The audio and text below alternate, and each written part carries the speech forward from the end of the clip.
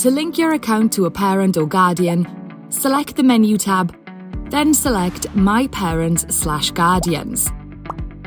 Here you will see any outstanding requests and current linked accounts.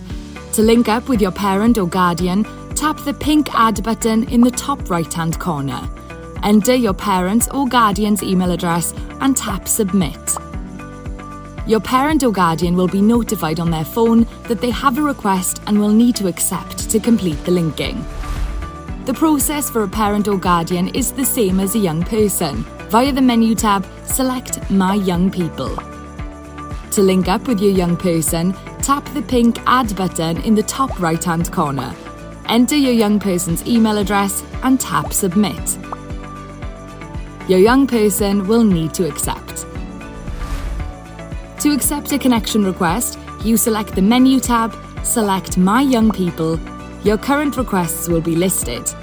To accept, click the green Accept Request to complete linking.